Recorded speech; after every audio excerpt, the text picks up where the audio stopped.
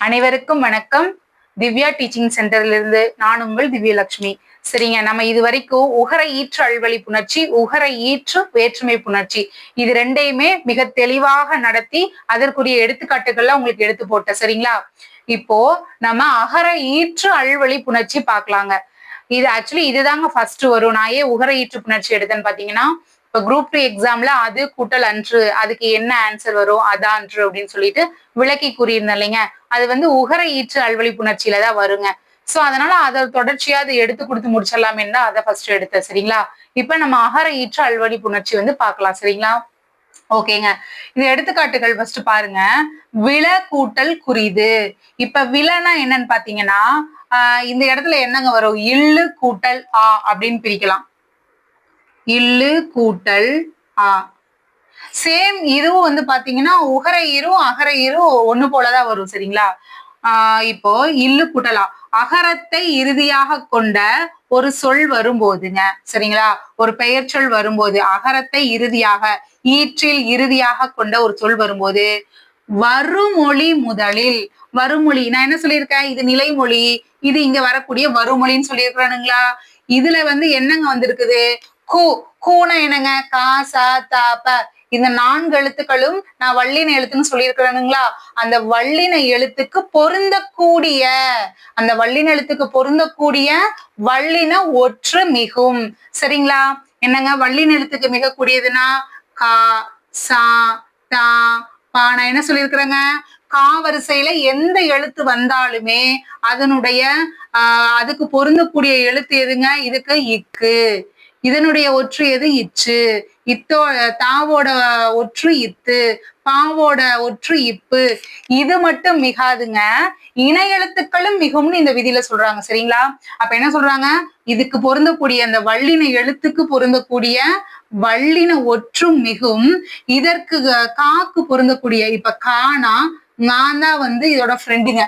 சரிங்களா, நம்ம இணை எழுத்துக்கள் வந்துட்டு 7th புக்ல பார்த்திருப்போம். காவோட ஃப்ரெண்டு ஙா. சரிங்களா, காங்கா சா ஞா டா நா டா நா பா மா. இப்போ இந்த விதியின் அடிப்படையில தான் இப்ப 2 இது கொடுத்திருக்காங்க பாத்துக்கோங்க. நான் உங்களுக்கு தனியா புரிய வைக்கிறதுக்காக இது ஒண்ணு தனியா எழுதி போட்டிருக்கேன். இது வந்து இதற்கு பொருந்தக்கூடிய வல்லின எழுத்தே வந்திருக்குதுங்க. இங்க வந்து பாத்தீங்கன்னா இப்ப சாவுக்கு இணை எழுத்து வந்திருக்கு. இது வல்லினத்துக்கு வல்லின ஒற்றை வந்திருக்குது. இது வந்து இணை எழுத்தின் அடிப்படையில வந்திருக்கு.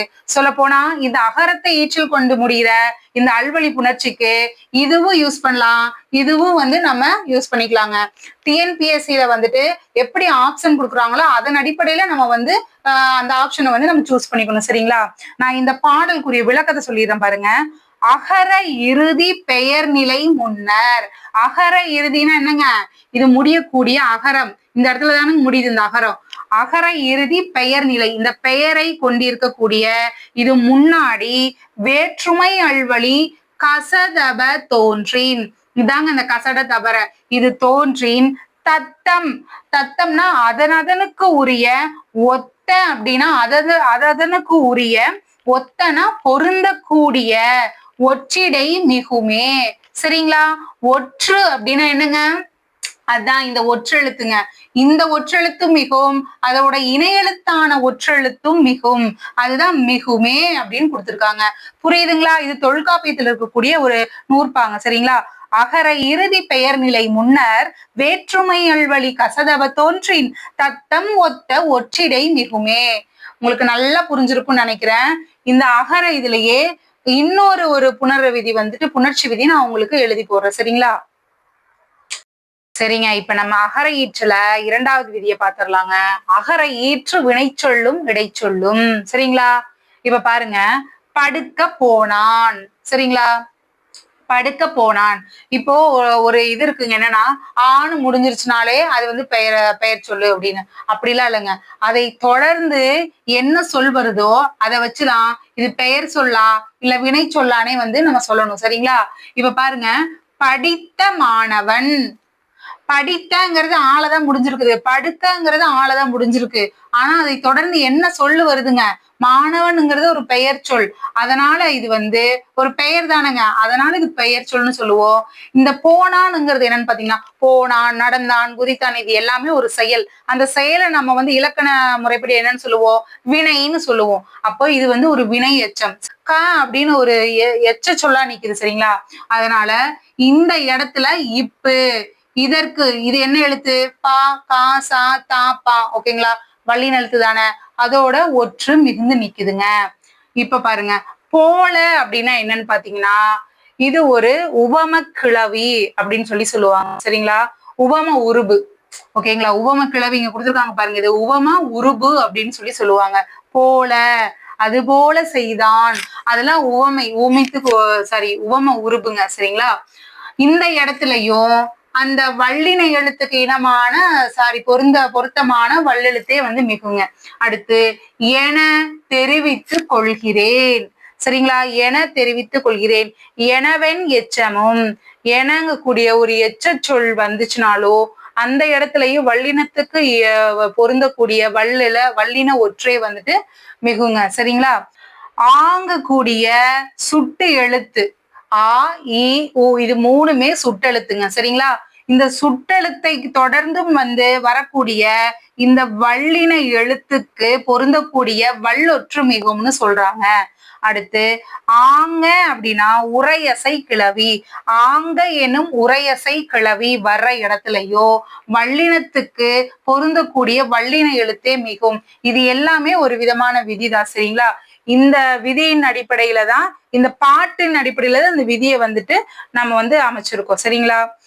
வினை எஞ்சு கிளவியும் உவம கிளவியும் எனவென் எச்சமும் சுட்டின் இறுதியும், எனவென் எச்சமும் அப்படின்னா இந்த என, இதுதான் எச்ச சொல்லுங்க. ஆங்க எனும் உரையசை கிளவியும், ஆங்க எனும் உரையசை கிளவியும் ஆங்க கிளந்த வல்லெழுத்து மிகும், அந்தந்த இடத்துல எல்லாம் வல்லெழுத்து மிகும்னு சொல்றாங்க. இது ஒரு விதிதான், தெரிஞ்சுக்கோங்க சரிங்க. நான் இப்போ 2 இது சொல்லி கொடுத்துருக்கேன், 2 விதி சொல்லி கொடுத்துருக்கேன். மீதி இருக்கக்கூடிய விதி இனி அடுத்தடுத்த வீடியோக்குள்ள வரும். நல்ல கான்பிடென்ட்டோட படிங்க. நான் நெக்ஸ்ட் டெஸ்ட் உங்களுக்கு சொல்லியிருக்கேன், என்னென்ன போர்ஷன் சொல்லியிருக்கணும் அதெல்லாம் நல்லா படிங்க. டெலிகிராம் சேனல்ல ஜாயின் பண்ணிக்கோங்க ஓகேங்களா. நல்லா படிங்க, நம்பிக்கையா படிங்க. எல்லாம் டெஸ்ட் பேட்ச் கேட்டே இருக்கிறீங்க. ஃபர்ஸ்ட் லைவ் போடுவோங்க சரிங்களா. லைவ்ல எத்தனை பேர் வர்றீங்கன்னு கொஞ்சம் டிஸ்கஷன் பண்ணுவோம். ஏன்னா நீங்க வர்றதை வச்சுதான் அடுத்த டெஸ்ட் போடலாமா என்ன எதுன்னே தெரியும். யாருமே வராம நம்ம கொஸ்டின் பேப்பர் ரெடி பண்ணிட்டு, கொஸ்டின் பேப்பர் ரெடி ஒருத்தவங்க கிட்ட சொல்லியிருந்தா அவங்களும் இப்ப ஹெல்ப்புக்கு இல்ல சரிங்களா. ஏன்னா வெளியில காசு கொடுத்து ஒருத்தவங்களுக்கு பண்ணக்கூடிய அளவுக்கு இப்ப என்னாலேயே முடியாது சரிங்களா. ஏன்னா நானும் வீட்டுல இருந்துதான் ப்ரிப்பேர் பண்ணிட்டு இருக்கேன்.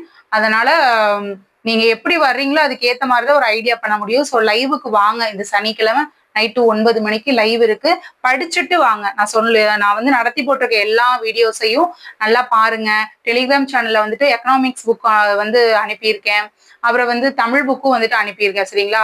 வீடியோஸ் பார்த்துட்டு ஏதாவது ரெஃபரன்ஸ்க்கு நீங்க அதை யூஸ் பண்ணிக்கோங்க சரிங்க. எல்லாரும் நல்லா படிங்க, நம்பிக்கையோட படிங்க. நான் இருக்கேன் உங்களுக்கு சப்போர்ட்டுக்கு, தைரியமா இருங்க, நல்லா படிங்க சரிங்களா. வாங்க.